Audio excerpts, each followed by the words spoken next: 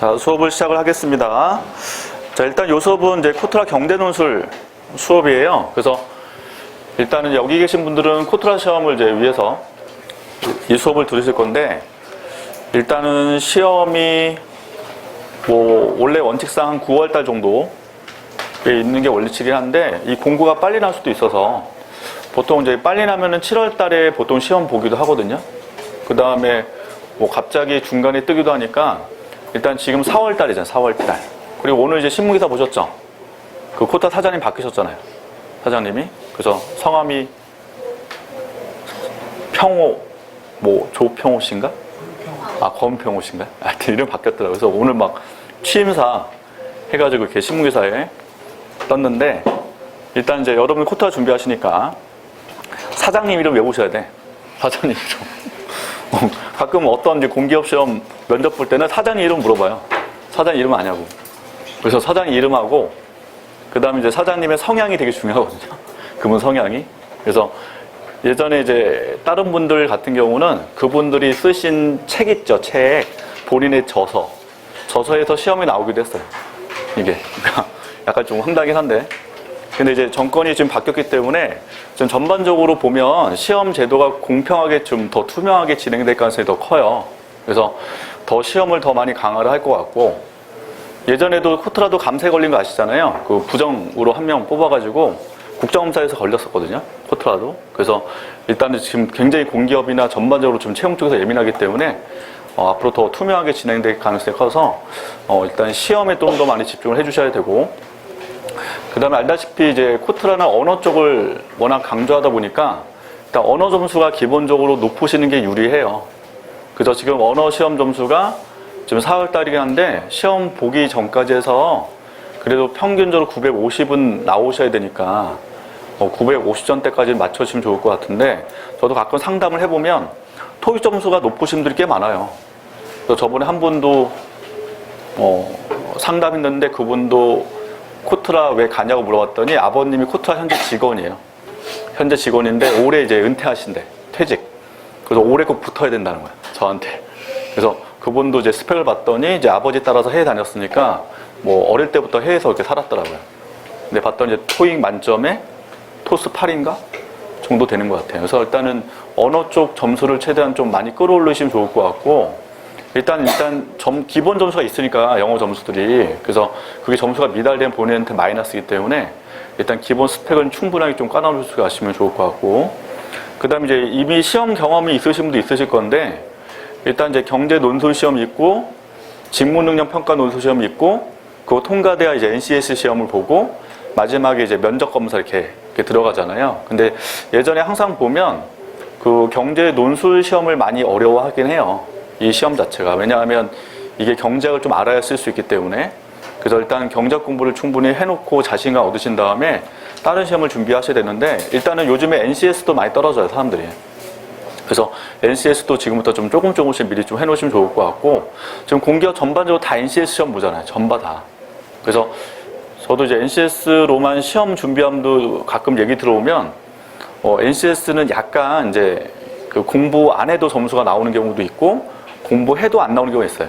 NCS는 약간 이제 보면 이제 개인의 능력치가 좀 다르다 보니까 좀만 공부해도 점수가 잘 나오는 게 있어서 NCS는 좀 천천히 조금씩 미리 좀 해놓으시는 게 좋을 것 같아요. 그래서 막판에 했다가 뒤통수 맞을 수 있으니까 일단 미리 조금씩 해놨다가, 일단 코트라 1순위 한데 다른 공기업도 NCS 시험 다 보잖아요. 그러니까 보니까 좀 지금 일반 사기업도 많이 바뀌고 있는 추세고, 그래서 그걸 목표 잡고 열심히 좀 해주시면 좋을 것 같고, 일단 이제 다음 시간에는 그 기출문제 제가 풀이를 해드릴 거예요. 다음 주에. 오늘 말고.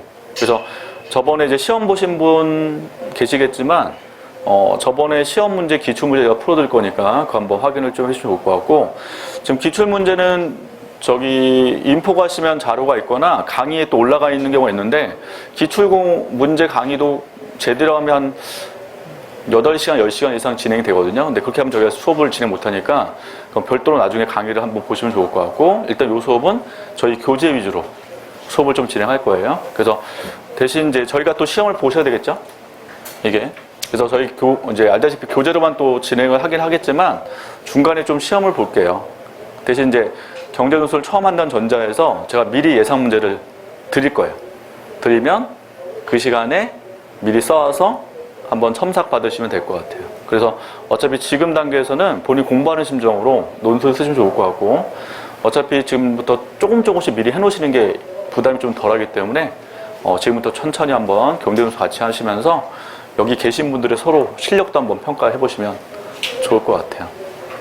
근데 원래 이제 정식은 이제 시험 공고 뜨고 나서 그때 막판에 한 2달 전에 다시 논술 강의가 있어요. 그때는 완전히 실전으로만 진행을 해요. 그래서 교재는 안 하고 거의 이제 교재를 갖고 오긴 한데 교재보다는 거의 실전 주제 위주로. 그때는 이제 교재는 거의 못 해요. 그래서 지금 단계에서 이 교재 한번 쭉 정리하면서 여기에 있는 이론, 그 다음에 시험 나올 만한 또 주제도 많으니까 이걸 한번 쭉 정리해 놓으시면 나중에 보실 때 일단 요 교재 한번 정리하고 나서 그때 실전 주제 위주로만 정리해 놓으시면 제일 좋으실 것 같아요. 그래서 그때 되면 정말 실력자들 많이 들어와요.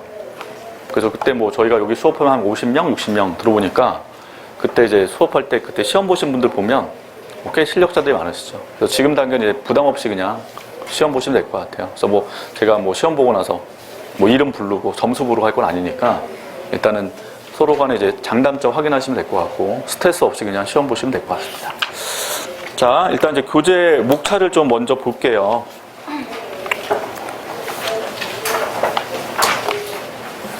나중에 이제 공부하실 때 양이 좀 있으니까 뭐를 공부하고 뭐를 공부 안 할지를 좀 보셔야 되겠죠. 자, 일단은 이제 그 목차를 보셨을 때 그 채용 공고 및 준비 요령은 그냥 읽어보시면 될 것 같고, AT도 넣은 이유가 그 코트라 시험 보신 분들이 AT도 시험을 보세요. 그래서 AT도 경제논술 시험을 공통으로 보다 보니까 코트라 시험 보고 나서 AT 시험이 그 뒤에 있거든요. 그래서 AT 시험도 많이 봐서 가끔 이제 코트라 안 되신 분들이 AT도 입사를 하기 때문에 AT 공고도 나왔으니까 나중에 좀 관심 있으시면 AT 시험 보시는데, AT는 시험 과목이 상식 시험이 들어요. 추가로. 그래서 상식은 어렵지 않으니까 하여튼 그렇게 좀 보시면 될 것 같고, 오늘 이제 논술 작성 요령 간단하게 좀 말씀을 드릴 거고, 그 다음에 이제 효율적 공부하는 방법이 중요한 게 지금부터 논술 공부 미리 하셔야 되잖아요. 그래서 어떻게 공부하실지를 그 교재에 있는 내용 가지고 한번 잠깐 살펴드릴 거고요. 그래 밑에 보시면 이제 코트라 및 금공 현직자들이 제시한 논술 주제는 안 보셔도 돼요. 거기 있는 거는. 그래서 요거는 실제로 합격생분들이 예전에 자료를 준 거예요. 저한테. 제가 이제 경작가 나오다 보니까 제 주변에 금공도 있고 코트라 현직자들이 쭉 있다 보니까 그때 50개 주제를 뽑아서 저한테 줬는데, 이게 지금 이제 거의 바빠가지고 이제 연락이 안 되잖아요. 약간 이제 내용 자체가 좀 약간 동떨어진 내용도 있다 보니까 이건 안 보셔도 지금은 돼요. 그나마 좀 보고 싶다라고 하시면 제가 몇 개를 좀 찍어 드릴 거예요. 그래서 요거는 이제 아예 답안처럼 써놓은 거예요. 본인들이 써놨으니까 한번 좀 읽어보시면 좋은데 다 볼 필요 없고 중요한 몇 가지만 좀 이따 잠깐 살펴볼 거예요. 요거는 이제 나중에 보실 때 안 보셔도 상관이 없다. 그 다음에 거기에 이제 기출문제는 중요하겠죠. 그죠? 기출문제는 꼭 분석을 하셔야 돼요. 그리고 기출문제는 반복이 많이 돼요. 그죠? 이번에 이제 시험 보신 분도 계시겠지만 그 인문 쪽도 시험 문제 뭐 나왔냐면 핵심 올인 정리가 또 나왔어요. 이번 시험에서 또. 그래서 이게 반복이 많이 되다 보니까 기출문제를 명확하게 한 번 더 분석을 해 주실 필요가 있어서 이 내용을 꼭 검토를 해 주실 필요 있고, 그 다음에 이제 무협회도 기출문제가 있거든요. 근데 무협회 같은 경우도 코트라 시험 보고 나서 무협회 보니까 나중에 기회 되시면 무협회도 한번 시험 보시면 좋을 것 같아요. 근데 보통 이제 무협회는 알다시피 이제 서류 통과가 되셔야 시험을 볼 수 있는 거고, 근데 코트라보다는 시험 난이도는 낮아요. 나는데 문제는 그 영작문 시험이 추가되죠. 무협회 쪽은. 그래서 영작문 시험 자체에 좀 자신감 있으면 무협회도 한번 시험 보시면 좋을 것 같은데, 일단 합격 TO가 자체가 10명대 미만이 되니까 숫자 자체가 많이 안 뽑아요. 무협회는. 그 다음에 뭐 AT 시험 문제도 있으니까 보시면 될 것 같고, 그 다음 밑에 보시면 이제 경제 이론 있죠. 미시, 거시, 국제경제학 요게 있는데, 요거서 이제 집중적 보실 거는 일단 국제경제학 이론을 잘 정리해 놓으실 필요가 있는데, 어차피 지금 단계는 약간 시간 여유 있잖아요. 그래서 보통 이제 항상 시험 그 주제를 보면 1순위는 국제경제, 그 다음에 2순위가 거시, 3순위 미시. 그러니까 미시는 기출문제 보시면 출제가 잘 안 되는데 갑자기 나오면 뒤통수 맞는 거예요. 미시 쪽 영역은. 그래서 지금 쪽 시간 좀 여유 있으면 미시는 원론을 가지고 한 번 정도 좀 살펴보실 필요는 좀 있어요. 그래서 일단 시간이 부족한 상태는 국제경제 보고, 거시 보고, 마지막 미시. 이 순서로 가는 게 맞아요. 그래서 이번에 이제 기출문제도 보시면 알다시피 미시 영역은 아예 출제가 안 되고 거의 100% 국제경제만 나왔죠. 또 이게. 그래서 일단 그 이론은 제가 설명 안 드릴 거예요. 이론 파트는. 나중에 필요하시면 이제 국제경제와 관련된 이론을 저번에 수업을 진행했어요. 4번에 걸쳐서. 진행했기 때문에 그거 한번 참고해서 좀 보시면 될 것 같고. 자, 그 다음에 이제 경제 시사 있잖아요. 경제 시사는 다 볼 거예요. 여기 파트는. 그래서 주제를 이제 미국, 중국, 유럽, 일본, 신흥시아, 한국 위주로 쭉 이렇게 정리해놨는데 이제 중요 논점인데 지금 이슈에서도 크게 바뀌는 게 없죠. 그래서 지금 미국 하면 당연히 가장 중요시 뭐예요? 금리 인상이잖아요. 미국에서. 일단 이제 미국의 주요 주제가 미국의 금리 인상. 그 다음에 미국 입장에서의 보호무역주의. 요거는 이제 지금도 여전하기 때문에 거기 있는 내용 가지고 하셔도 충분히 가능하실 것 같고, 저번에 시험 문제 나온 게 트럼프 노믹스 관련된, 트럼프 정책 관련된 시험 문제가 섞어서 나왔잖아요.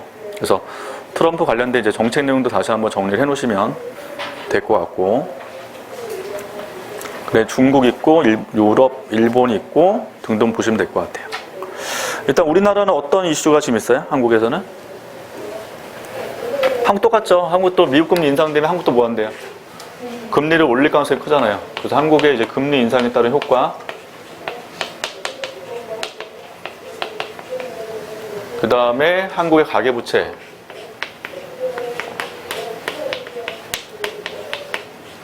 그 다음에 세계적인 보호무역주의에 대한 대응책.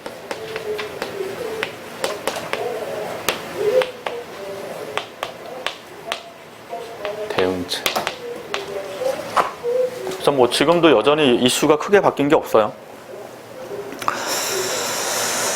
자, 그 정도 확인하시면 될 것 같고, 그 다음에 이제 마지막이 경제 이론 해서 우리 이제 코트라 시험은 이제 기출문제 보면 알다시피 시사가 나오기도 하고 이론 자체를 물어보기도 해요. 그래서 요즘에 이제 이론적으로 중요한 게 최저임금이잖아요. 최저임금. 그 최저임금 인상에 따른 효과. 요게 이제 중요 이슈니까 그거 한번 체크해 보실 필요가 당연히 있겠죠. 그래서 일단 경제 이론 쪽에 중요한 거 다 살펴보시면서 이론 정리를 다 할 거예요. 그 다음에 이제 추가 자료를 제가 매번 나갈 거니까 이렇게 보시면 될 것 같아요. 그래서 지금 이제 이슈를 보면 예전에 책 나왔을 때랑 크게 바뀐 게 없어요. 여전히 지금 불확실성도 크고 경제도 안 좋고 하다 보니까 추가 이슈가 나오면 모르겠지만 거의 바뀐 게 없어서 일단 자료는 제가 틈틈이 드릴 테니까 그렇게 한번 정리해 놓으시면 될 것 같아요.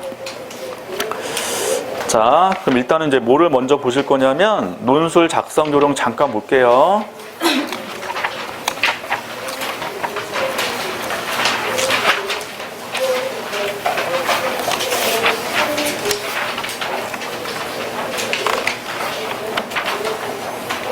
자, 거기 이제 명심해야 할 상황 있어요. 명심해야 할 상황.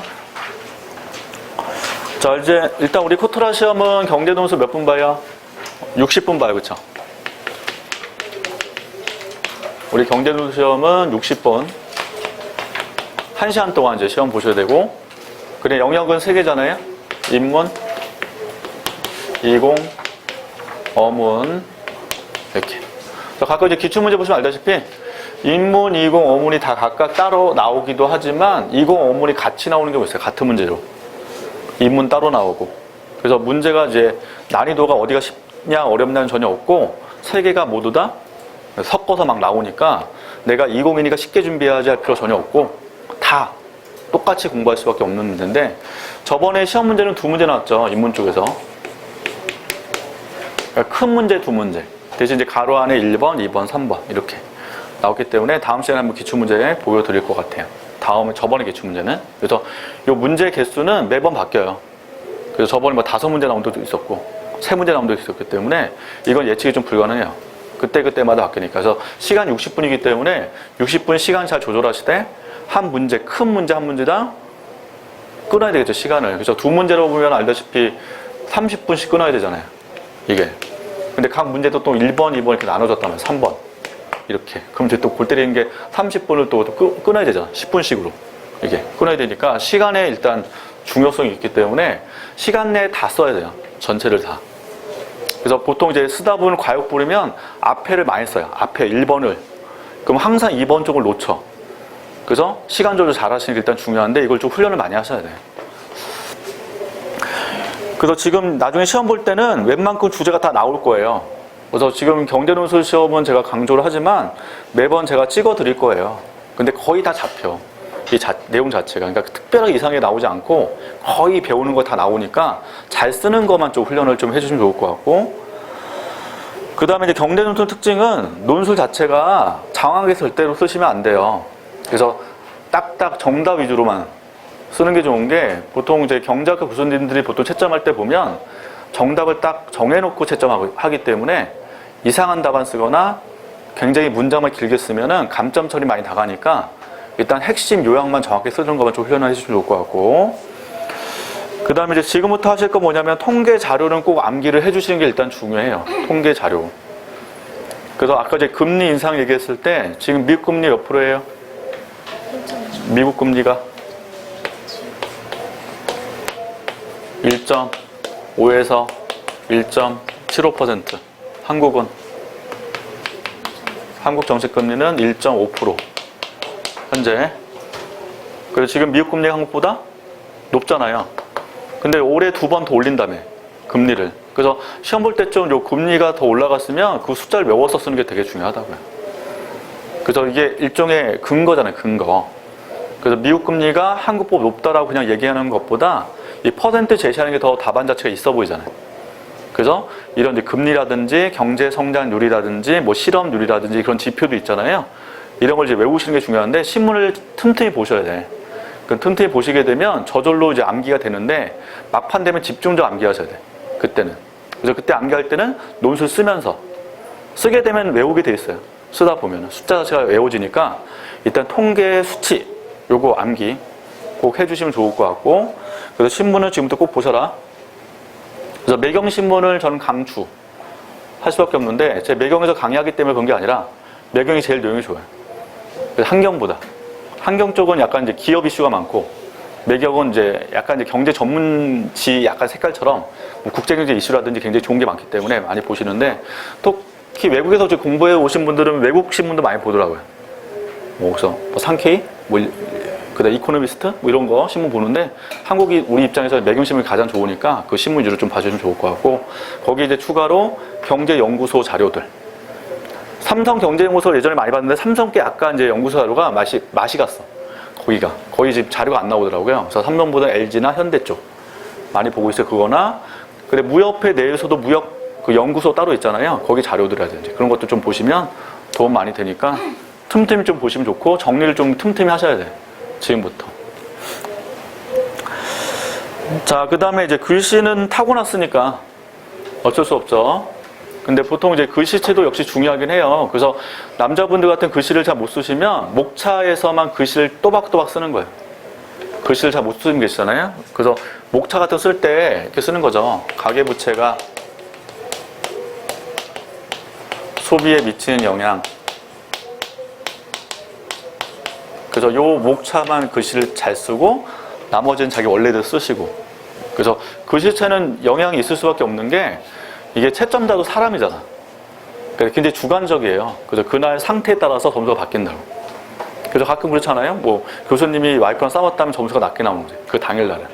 그래서 어쩔 수 없어. 이게 주관적이니까. 그래서 최대한 공을 들이셔야 돼.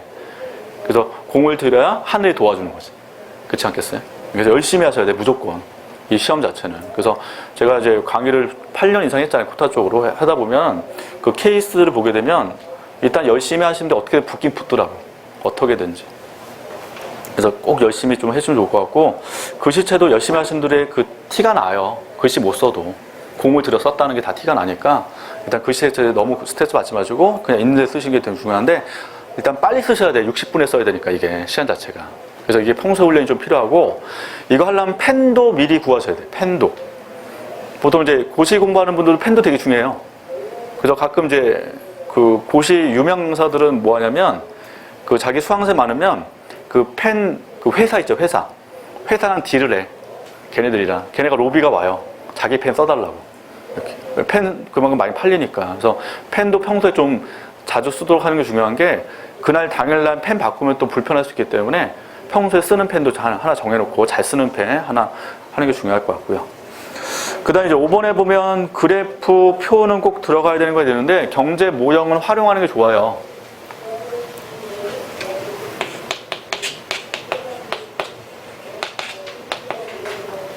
활용. 그래서 경제 모형 활용한다는 것은 뭐는 꼭 필요할 거예요? 그림은 필요한 거죠. 그림. 그래서 경제 모형 그림은 꼭 그려보셔야 돼요. 그래서 표보다 그래프 그림을 많이 쓰는데 이것도 경제학 하신 분들은 저희 같은 경우 4년 내내 맨날 했으니까 대학교 때. 근데 이거 처음 경제학 보신 분들은 그림 자체도 굉장히 부담스러워요. 그림도 굉장히 작게 그려요. 작게, 눈에 잘 안 띄게. 근데 그림을 크게 그려주셔야 돼요. 크게. 그 다음에 여유 되시면 이제 자도 갖고 가서 자대고도 많이 하시죠. 이거를. 왜냐면 깔끔하게 그리기 일단 중요하니까. 그래서 경제 모형은 나중에 하시면 몇 가지만 거의 써요. 근데 자주 열심히 공부하신 분들은 모형도 몇 개 딱 정해놔서 그것만 막 활용해서 쓰시니까 일단 경제 모형도 좀 활용할 수 있는 모형 위주로 많이 외우시면 좋을 것 같고, 자, 그 다음 중요한 게 이제 논술문의 구조가 되게 중요해요. 이게 왜 중요하냐면 목차 구성을 꼭 하라는 거예요. 목차 구성. 이건 제가 매번 강조할 수밖에 없는데, 근데 예전보다 목차 구성을 좀 덜 하게 되는 이유가 뭐냐면 문제가 지금 쪼개지잖아요.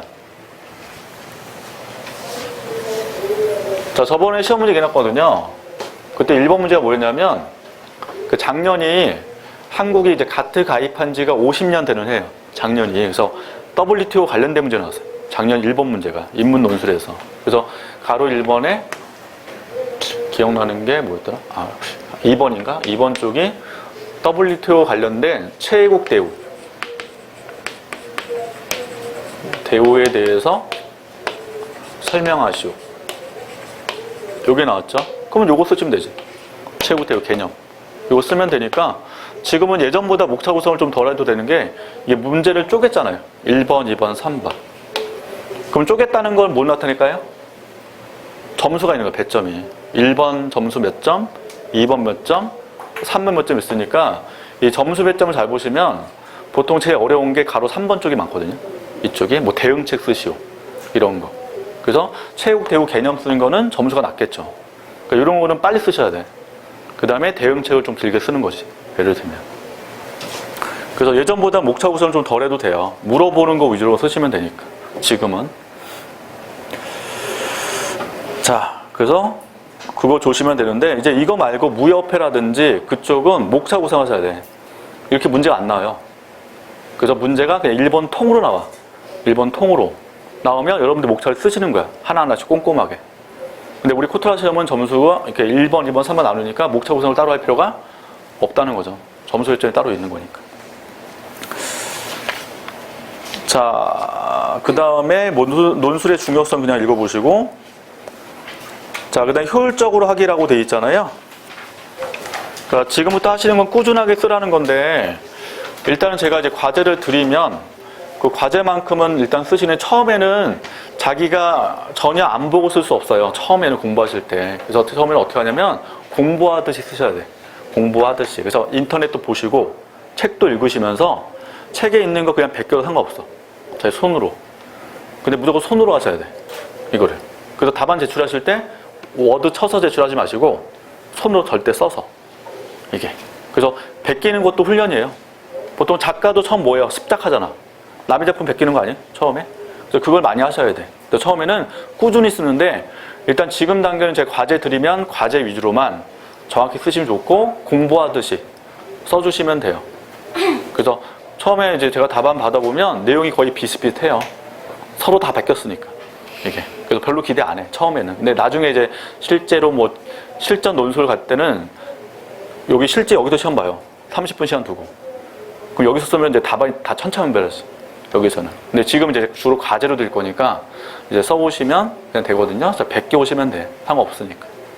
꾸준히 쓰시면 될 것 같고. 그 다음에 가려서 일자 돼 있는데 보통 이제 경제신문 볼 때 제일 끝에 사설 있죠, 사설. 사설은 안 보셔도 돼요. 그 경제 논술은 사실적 내용을 바탕으로 해서 내용을 쓰는 거기 때문에 사설은 별로 의미가 없어. 그래서 아까 얘기한 이제 지표라든지 숫자 같은 거, 현상 같은 거, 이런 거 설명해 놓은 게 훨씬 더 중요하기 때문에 사설은 일단 보지 마시고, 예를 들면 신문기사에 미국 금리 인상에 대한 기사가 뜨면 그 관련돼서 어떤 내용 쭉 나오잖아요. 어떤 효과가 발생할 것이다. 이렇게 기사 떠 있잖아요. 그 내용을 잘 정리하는 게 훨씬 더 중요해요. 그래서 경제신문을 꼼꼼히 다 보실 필요 없어요. 그러니까 보통 중요 내용들이 다 앞에 다 있어. 1, 2, 3, 4페이지 안에 다 있기 때문에 앞에 위주로 보시면 시간 많이 안 뺏겨요. 한 30분 정도면 보통 되거든요, 공부하실 때. 그래서 저도 신문은 대략 한 2개, 3개 정도 보는데 뭐 1시간 정도 하면 3개 정도 보는 것 같아요, 신문을. 그래서 뭐 조선일보의 경제면 따로 보고, 그 다음에 매경신문 보고, 중앙일보 경제면 따로 보고, 이렇게 보게 되면 중복된 내용도 있고 중복되지 않은 면도 있잖아요. 중복되는 면은 이제 한 신문 보면 되고, 중복되지 않은 새로운 면은 3개 다 이렇게 볼 수 있는 거죠. 그렇게 보시면 돼요. 그 다음에 3번이 중요한 이제 분석적으로 생각하자 이건데, 예를 들면 이제 모형을 배우잖아요, 우리가. 그럼 이거죠. 미국이 지금 금리를 인상했다. 그럼 이제 우리나라 경제에 미치는 영향을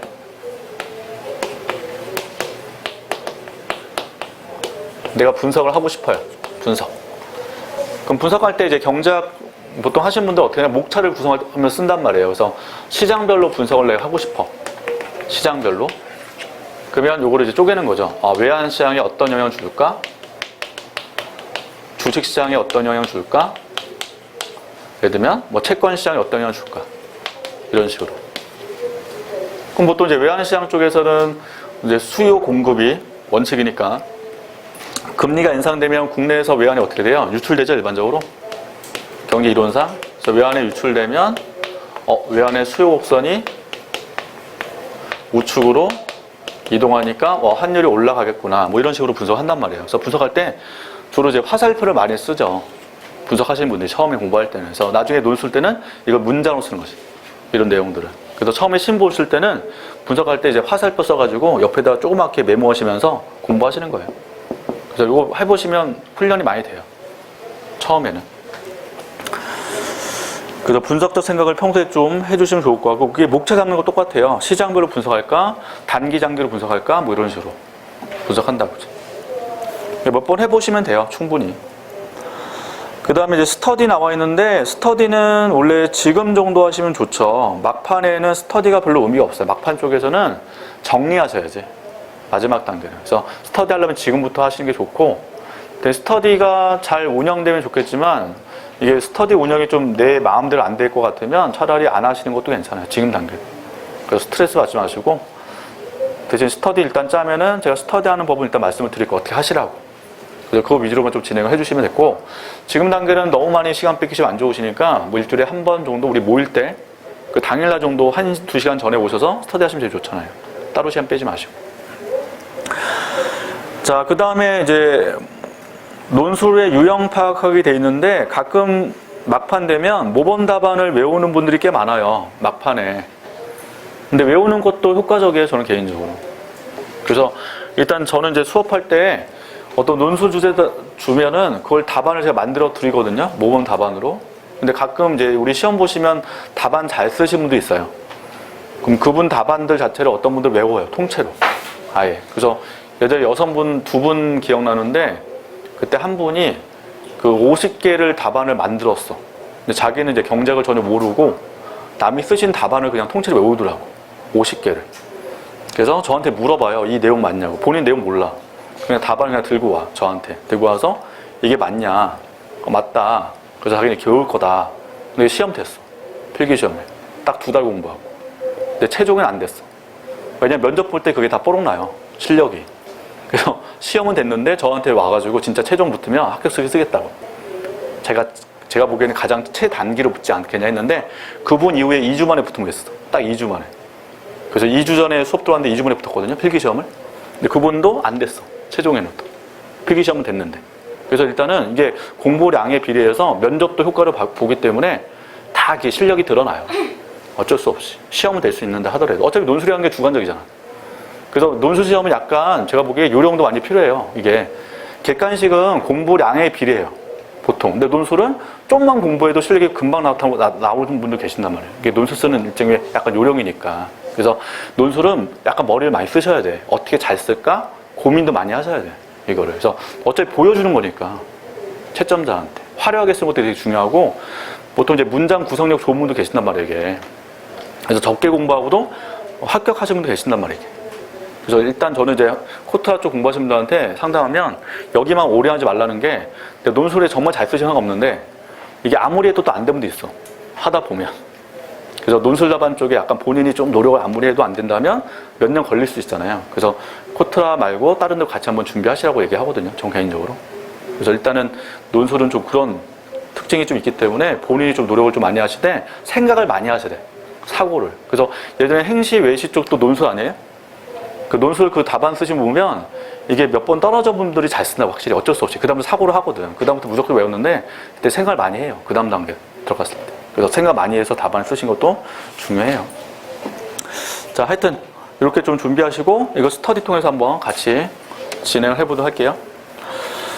자, 그 다음에 뒤에 보시면 이제 아까 코트라 현직자들이 제시한 논술 주제 중에서 그냥 읽어보실 만한 거 몇 가지만 좀 말씀을 드릴게요.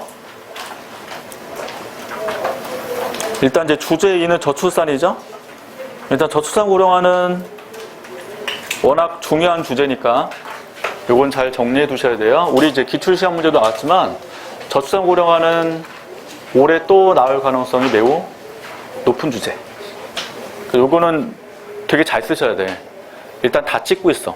저출산 고령화는 사람들이. 그래서 어느 공기업이든 코트라든 저출산 고령화는 무조건 찍고 있으니까 요거는 무조건 잘 정리하셔야 돼. 그래서 굉장히 찍고 있는 주제는 남들보다 훨씬 잘 쓰셔야 돼. 다 찍고 있으니까. 이건. 그래서 저출산 고령화 찍어 놓으시고, 요거는 이제 나중에 뒤에 나오겠지만 개념, 저출산 고령화 개념 쓰시고, 그 다음에 원인, 그 다음에 효과, 마지막이 대응책. 그럼 넷 중에서 뭐를 제일 잘 써야 점수가 높을까요?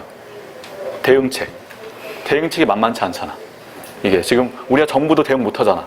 근데 여러분들이 대응하려면 얼마나 거지 그게. 대응책 정리를 잘 놓으시는 게 중요하고, 나머지는 다 정리가 가능하니까 대응책을 좀 본인 나름대로 좀 정리해 놓으시면 좋을 것 같아요. 자, 외국 사례 같은 거 많이 정리해 놓고. 그래서 대표 성공 사례가 프랑스잖아요. 프랑스는 이제 동거 문화를 허용하면서 혜택을 주다 보니까 아기를 좀 많이 낳잖아요. 동거하는 상태에서도. 뭐 그런 이제 대책 같은 거, 제도 같은 것도 많이 고민하시면서 정리하시면 될 것 같아요.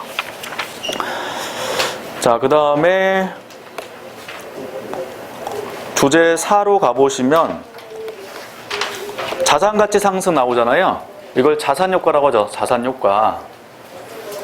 그럼 요즘에 우리나라 이슈 중에 뭐 있죠? 부동산 가격 상승. 이거잖아요. 그래서 부동산 가격 상승을 통화정책으로 대응한다. 보시는데 통화정책 대응한다는 것을 어떻게 한다는 거예요? 금리를 인상한다는 거지. 금리 인상. 근데 지금 우리나라 정책 보면 금리 인상으로만 대응하지 않죠. 그래서 부동산 각종 규제 정책들이 있잖아. 그 정책들로 다 써서 해주셔야 되고, 지금 4월 1일부터 실시하는 제도 아시죠? 양도세, 그 중과세 하는 거. 그거 지금 4월 1일부터 실시하고 있으니까 그런 제도들도 써놨다가 이제 논술 쓸 때 접근하는 건데, 일단 통화 정책으로 대응하는 거 물어보면 통화 정책 위주로 가시는 건데, 대신 이제 부가적 정책도 몇 가지 써주시면 좋다는 거죠. 그 다음에 넘기시고, 쭉 넘기시고. 자, 주제 9 보시면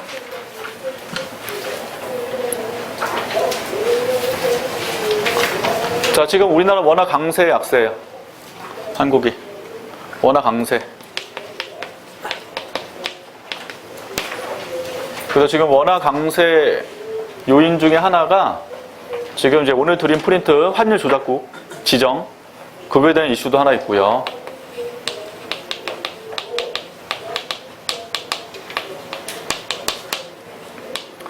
그 다음에는 지금 이제 지정학적 리스크가 많이 줄었죠. 그러니까 북한과의 관계도 중요하잖아요. 그래서 지정학적 리스크 자체가 많이 감소를 하다 보니까 한국의 투자에도 크게 위험이 덜 할 수 있죠. 그래서 원화가 강세 가능성이 있는 거죠. 그래서 북한 얘기 나오면 항상 지정학적 리스크라는 개념이 등장을 하게 돼요. 붙어 있다는 거죠, 북한과.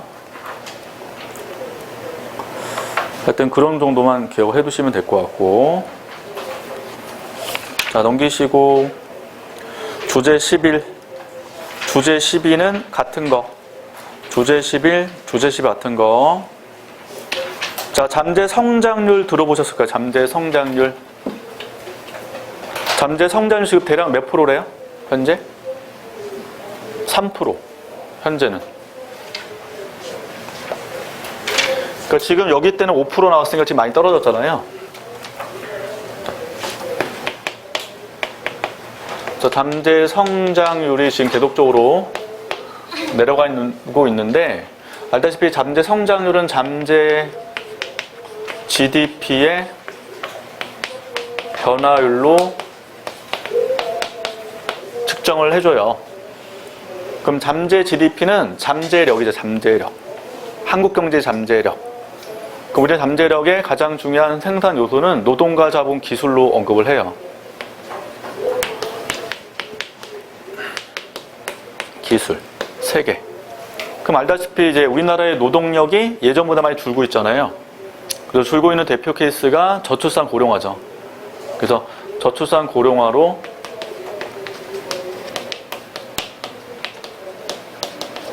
노동력이 감소하다 보니까 잠재 GDP가 줄고 있고 한국의 잠재 성장률이 지금 떨어지고 있는 거죠. 그 다음에 이제 자본과 기술 측면은 뭐예요? 어떤 요인 때문에 그렇죠? 일단 뭐 여러 가지 있는데 가장 기본은 한국 기업들이 해외로 많이 진출했잖아요. 그래서 한국 기업의 해외 진출로 우리나라의 자본력과 기술력이 많이 해외로 유출됐고, 그 다음에 이제 우리나라 지금 규제 때문에 어떻게 돼요? 외국이 우리나라 투자를 많이 기피하고 있잖아, 지금. 그래서 국내 규제에 따른 외국인 직접 투자가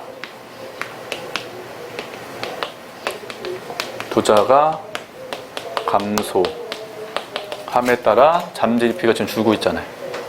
그럼 당연히 해결책은 이걸 해결하는 거죠. 이런 것들을. 그러니까 잠재 성장을 끌어올려야 되는 게, 우리나라 경제 성장률 올해 몇 프로로 봐요? 경제 성장률 3%대 올해 경제 성장률. 그래서 올해 예측치가 3%예요. 올해. 그럼 잠재 성장률이 지금 대략 3%라고 보면 이 정도 나오면 가장 적정한데, 잠재 성장이 더 떨어지면 2%가 되면 이쪽이 높은 거잖아요. 이렇게 되면 경기 과열 상태가 돼요. 그래서 잠재 성장률을 충분히 끌어올려야 경제가 성장해도 크게 무리가 없어요, 이게. 그래서 잠재 성장 확충 방향은 장기적 방안이 될 수밖에 없죠. 당장은 힘들잖아요. 노동과 자본, 기술 측면을 확대해야 되는데 당장 어려워서 장기적 측면 될 수 있고, 지금 이제 구조조정 많이 하죠. 그것도 잠재 GDP 증가하는 방안이에요. 이게 구조조정 측면도. 그러니까 비효율성을 줄여주는 거니까. 그런 것들이 다. 그 주제 11과 주제 12는 연결되어 있다, 이렇게 보시면 돼요. 자, 넘기시고 쭉 넘기시고, 그 다음에 주제 17번에 보호무역 정책 중 두 가지 정책을 예를 들고 효과 제시하시고 됐는데, 저번에 이제 시험 기출문제가 보호무역의 실시 이유를 물어봤어요. 보호무역 실시 이유 물어보면서 이걸 경제학적으로 접근한 게 아니라 정치경제적으로 시험 문제가. 그걸 다음 시간에 제가 프린트 드릴 건데, 우리 경제학에서 보호무역 실시 이유 배우잖아요. 근데 그걸 경제학으로 푸는 게 아니라 정치경제적이니까, 예를 들면 로비 같은 거 있잖아요. 로비. 산업 간의 로비 같은 거. 그걸 통해서 이제 보호무역을 실시한다라고 해서 그런 여러 가지 요인을 이제 쓰라고 한 건데, 보통 이제 보호무역 정책을 경제학에서는 두 가지를 보죠. 관세와 비관세 정책으로 접근하게 되는데, 이게 이제 정치학적으로 접근하는 내용도 추가로 한번 정리해 놓으실 필요가 있을 것 같아요. 넘기시고, 그 다음에 이제 주제 20 가시면, 자, 일본 금리가 낮은 수준을 유지하고 있다, 이렇게 되어 있는데, 이게 일종의 아베노믹스와 관련되어 있죠.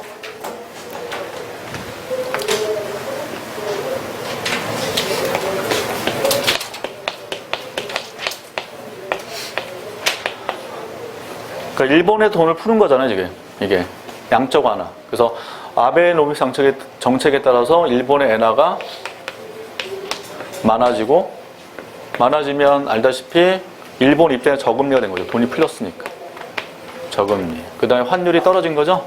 엔화 많아지니까 일본 입장에서 엔저가 된 거지. 엔저. 엔화 같이 하라. 그래서 이런 투자 방안을 쓰라고 되어 있는데, 이제 캐리 트레이드라는 게 있어요. 캐리 트레이드. 그러니까 예전에 이제 어디 시험 문제 나왔냐면 한국은행에도 시험 문제 나왔고 금공에도 시험 문제 나왔는데, 캐리 트레이드라는 개념은 아실 필요가 있어요. 그래서 캐리 트레이드 개념을 나중에 설명드릴 건데, 이제 금리차를 이용한 투자 방법이죠. 근데 보통 캐리 트레이드는 단기 투기성 자금이에요. 이게. 그러니까 투자와 투기는 다르잖아요. 투기. 이렇게. 투자는 장기예요, 단기예요? 이건 장기죠. 투기는 단기지. 그럼 우리 부모님 여러분들한테 지금 공부하라고 돈 대주면 투자예요, 투기예요? 투자. 어느 분은 투기일 수도 있어요. 어느 엄마는 당장 거를 보고 싶은 분 계시는 거예요. 얘기를 하라면 난 투자다. 엄마한테 좀 10년을 보시라. 라고 하시라고. 10년 기다려라. 이렇게 하시면 돼. 오래 묵혀야지 주가도 올라갈 거예요. 그렇죠? 자, 그래서 캐리 트레이드라는 개념은 나중에 뒤에서 설명드릴 거예요. 왜냐면 양적 완화 관련돼서 달러도 이게 있으니까 나중에 한번 같이 확인을 해볼 겁니다. 자, 넘기시고 그 다음에 주제 24. 자, 24는 고환율 기준이니까 이게 외환시장 개입 아니에요? 주제 24가 외환시장 개입. 그래서 고환율이니까 어떻게 돼요? 환율을 높게 만드는 정책.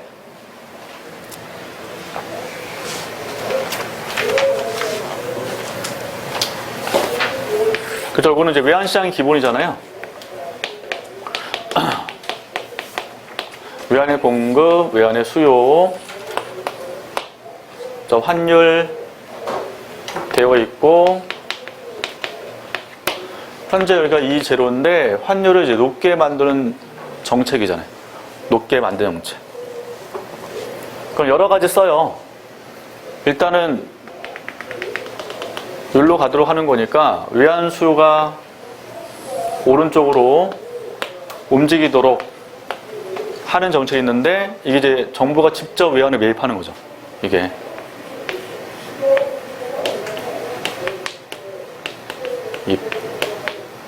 그래서 정부가 직접 외환을 매입해서 외환 수요가 증가도 하면 환율이 올라가잖아요.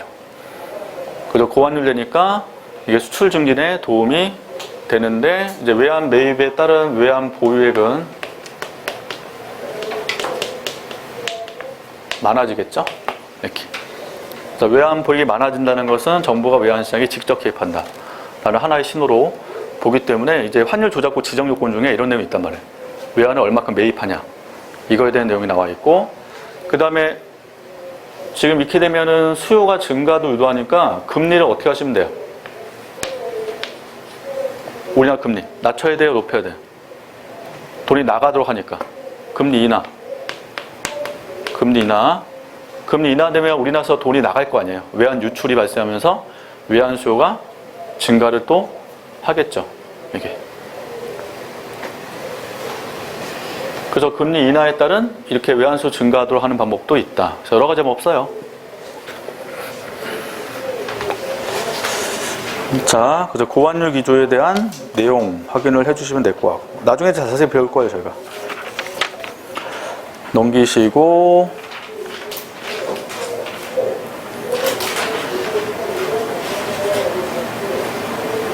그 다음에 주제 25는 이제 볼 필요 없는데, 예전에 중국이 세계 물가 안정에 기여하고 있다는 얘기 있었거든요. 왜냐하면 중국 제품이 워낙 쌌으니까. 근데 지금은 아니지. 중국 제품도 예전에 비해서 많이 올라갔잖아. 가격이 올라가니까 세계적으로 인플레이션을 유발한다는 얘기 나와요. 중국 때문에. 그걸 차이나 인플레이션 이런 개념을 쓰는데, 이건 이제 예전과 좀 달라졌죠. 기조 자체가. 그 다음에 주제 26은 이론이죠. 구매력 평가설. 그래서 환율 결정 이론 나올 때 가장 많이 쓰는 게 이절 평가설인데, 구매력 평가설이라는 이론도 일단 환율 결정이라고 많이 쓰는 개념이니까 일단 이론상 좀 알아두실 필요가 있고, 이게 상대와 절대로 나눠서 설명하기 때문에 요거 이론 한번 정리해 놓으셔야 돼요. 그래서 절대적 구매력 평가설이라고 하면 한국의 제품 가격하고 미국의 제품 가격이 같아져야 된다는 건데, 미국 제품은 달러로 표기할 거 아니야. 미국계. 그건 달러 표기니까 원화로 바꿔주려면 여기다 환율을 곱해야죠. 환율. 그래서 여기다 환율을 곱해요. 2. 이렇게. 그럼 이쪽이 더 크면 어느 제품 사요? 한국 거, 미국 거? 한국 거 사죠. 그래서 한국의 물가가 올라가는 거예요. 그래서 둘이 같아질 수밖에 없다. 이거를 절대적 구매력 평가설이라고 해서, 이거를 이제 환율로 쓰면 2로 쓰면 PF분의 P가 되죠. 요게. 그럼 지금 물가가 변했을 때 환율이 변할 수 있죠. 그러니까 물가가 이렇게 올라가고 한국이 이만큼 올라가고 외국이 이만큼 올라가면 상대적으로 한국이 물가가 더 올라갔죠. 상대적으로.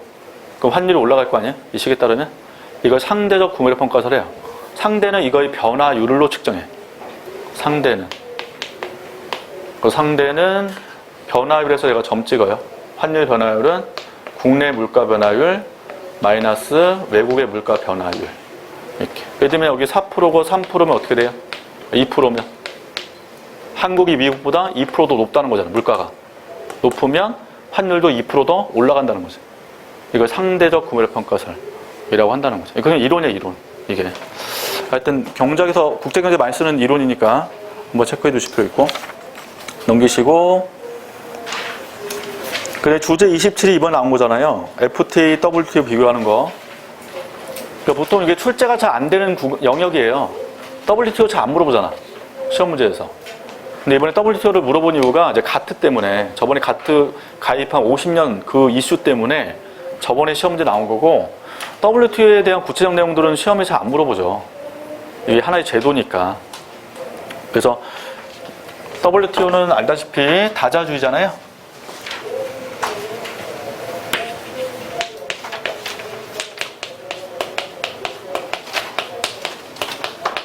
FTA는 보통 양자주의라고 하죠. 양자주의.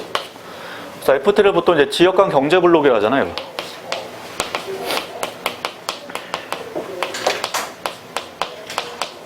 경제 블록이니까 FTA도 나쁘게 말하면 일종의 보호무역주를 볼 수 있죠. 지역끼리 보호무역을 하는 거니까. 내부랑 단절되니까. 그래서 원래 경제학적으로는 FTA가 아니라 WTO로 가자는 게 일반적 견해가 되는데, 보통 이제 FTA 자체도 장점이 있다고 설명을 하는 거죠. 자, 하여튼 그런 내용도 확인하시면 될 것 같고. 그 다음에 주제 28은 경상수지 적자 나올 때 경상수지가 왜 적자인지 경상수지 항목을 일단 외워두시는 게 일단 중요한데, 경상수지 항목 기억나세요? 안에 들어간 항목? 상품수지 또 서비스수지 또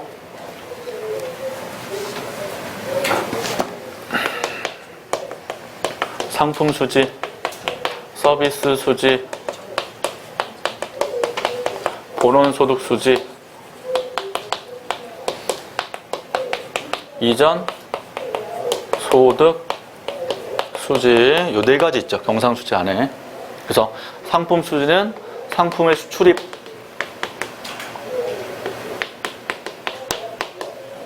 들어가는데, 이게 이제 영향 주니까 아까 얘기한 원화 강세잖아요. 원화 강세가 되면 한국의 수출입이 이제 수출 줄 수 있잖아요. 이게. 그 다음에 이제 세계적으로 경기 침체면 수출도 줄 수 있죠. 그래서 세계 경제 침체에 따른 상품 수익에 미치는 효과 볼 수 있고. 그 다음에 한국은 서비스가 대표적으로 적자예요. 한국이. 대표가 여행 때문에. 그래서 한국의 지금 여행 수지가 엄청 적자죠. 여행 수지 쪽이. 특히 일본으로 많이 간다, 여행을. 그 다음에 요즘에 뭐 난리죠, 뭐. 여행 때문에 사람들이 다 놀러 가는 게 욜로족해서 뭐 난리죠. 그 다음에 본원소득 수준 뭐예요? 이거는 임금소득, 주식소득, 그 다음에 죄송해요. 배당소득, 이자소득. 이런 거. 그래서 외국인이 우리나라에 주식을 사면 배당을 받아가는 거죠. 그럼 배당 받아가면 본원소득세에 지루 잡힌다고요. 돈이 나가니까. 이게 다시 한국인이 외국 주식 사면 배당을 받겠죠. 그럼 본원소득세 수로 잡히는 거예요. 이게 들어올 수니까 이렇게. 그래서 이게 이제 어떻게 들어가냐 나가냐를 측정하는 거고, 이전 수수는 이전은 대가성이 없는 거기 때문에 보통 송금이라든지 무상 원조가 일로 잡혀요. 원조. 그래서 보통 이제 경상수지가 적자가 왜 발생하냐 물어보면 이걸 하나씩 분석하는 거지. 이런 내용들이. 그래서 어디가 적자고 어디가 흑자고 다 더해서 적자 나오는 게 오니까 어디가 흑자인데도 어디가 적자인 경우가 있을 거 아니에요. 그렇죠? 이런 거 이제 분석을 해서 설명하면 되겠다. 됐고, 그 다음에 주제 30 가시게 되면 콜금리를 바꾸셔야죠. 왜냐하면 예전에 기준금리가 콜금리였어요. 예전에 기준금리가. 그래서 콜금리가 지금 바뀌어서 뭘 바뀌었어요? 현재 기준금리 이름 RP 7일무 금리. 아까 제가 1.5%라고 그랬잖아요. 1.5%. 요게 RP 7일짜리 금리죠. 정책금리. 예전에 콜금리였는데 콜금리 바뀌었다고요. RP 7일짜리 금리로. 저 콜금리 바꾸라고. 정책금리 이름이 RP 7일짜리 금리로 바뀌었다고요. 1.5%. 그럼 1.5% 높냐? 낮냐? 물어보면 이걸 여러분들 견해 쓰는 거야. 그럼 어떻게 쓰셔야 돼? 이거. 다시 장점, 단점 다 쓰는 거지. 금리를 올렸을 때 본인의 입장에서 만약에 금리를 올리고 싶다라고 하면 그에 따른 장점, 단점 쓰고 난 장점이 더 크니까 금리를 올렸으면 좋겠다라고 쓰는 거잖아, 이게. 그래서 이거는 본인 견해 몇 개 쓰셔야 돼요. 금리 올려야 되냐? 낮춰야 되냐? 물어보면. 그래서 금리를 올릴까 내릴까는 많이 물어보니까 그에 따른 효과 이런 걸 잘 정리를 해 놓으시는 게 좋죠. 자, 됐고, 그 다음에 주제 30일은 일본을 잃어버린 10년인데 이게 20년이잖아요. 원래 이제 바뀌었으니까. 이게 역사적으로는 플라자 협정이잖아요. 원래.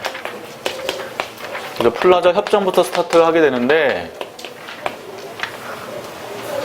지금 2000년대 들어와서는 잃어버린 20년이라고 해요. 그러니까 일본 경제가 장기 침체 빠졌다는 거죠. 이게 장기 침체. 그래서 플라자 협정이 그 원인인 거고, 이 협정 때 일본의 엔화는 어떻게 됐어요? 엔고가 됐지. 엔고. 그래서 미국이 요구했죠. 엔고 해달라고.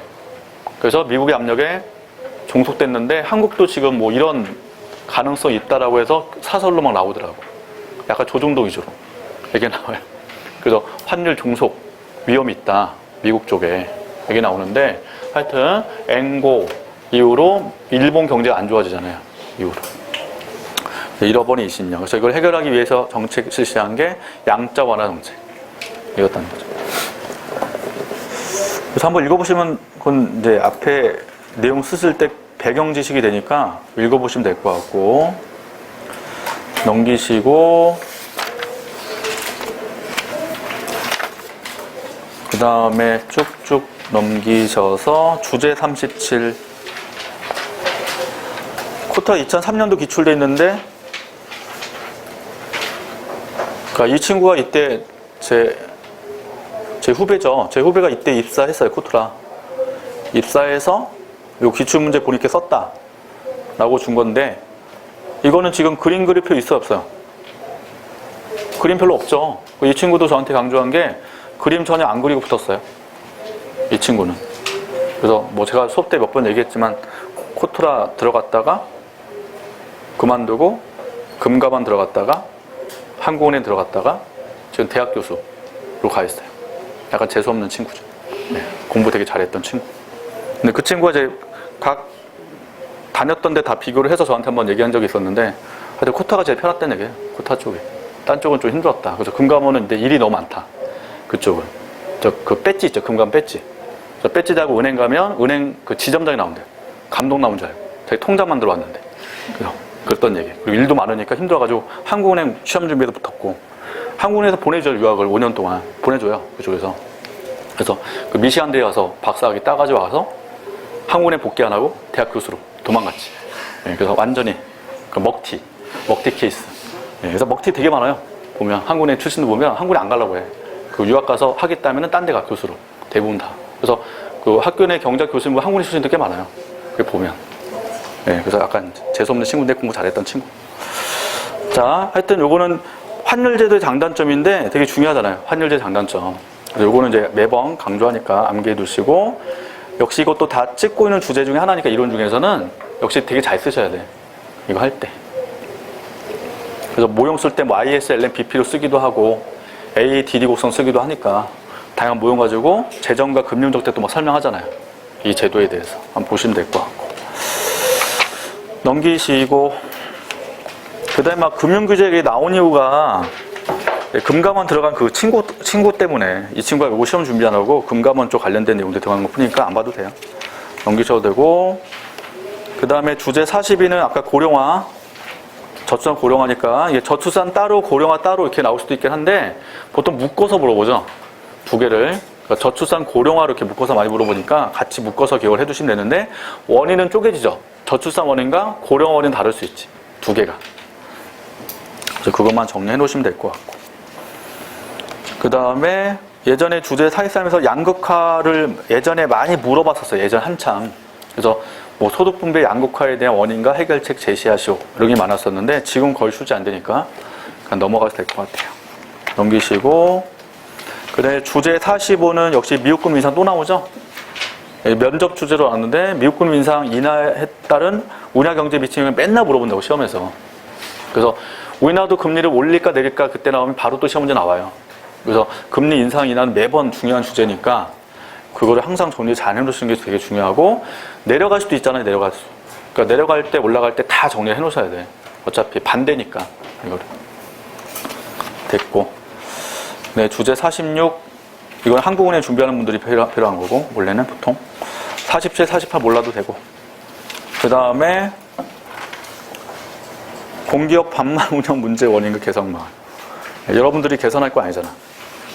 근데 가끔 이제 공기업 시험 보시면 저번에 어떤 공기업은 자기네 공기업의 문제점을 제시하래요. 그래, 해결책을 쓰래. 그건 지들이 하지 왜 우리한테 물어봐. 수험생한테. 그걸 각 시험 내더라고. 근데 이런 것들은 이제 좀 전반적 문제니까 그냥 보시면 될 것 같고. 항상 긍정적으로 대답을 하는 게 중요하겠죠. 뭐 물어봐도 잘 될 거다 라고 얘기하는 게 중요할 것 같고. 그 다음에 FTA 효과는 매번 강조했으니까 잘 기억하시고, 예전에 수출보험공사인데 지금 이름 바뀌었죠? 무역보험공사라고 지금은 이름 자체가. 그래서 예전에 FTA 효과 많이 물어봤는데 지금도 뭐 FTA는 뭐나 뭐 중요하게 물어보는 한 주제니까 정리해 놓으시면 되겠습니다. 하여튼 이 정도만 볼게요. 자, 잠깐 쉬었다가 이제 저희는 실제 미국 퍼터 내용을 들어가서 보도록 하겠습니다. 잠깐 쉴게요.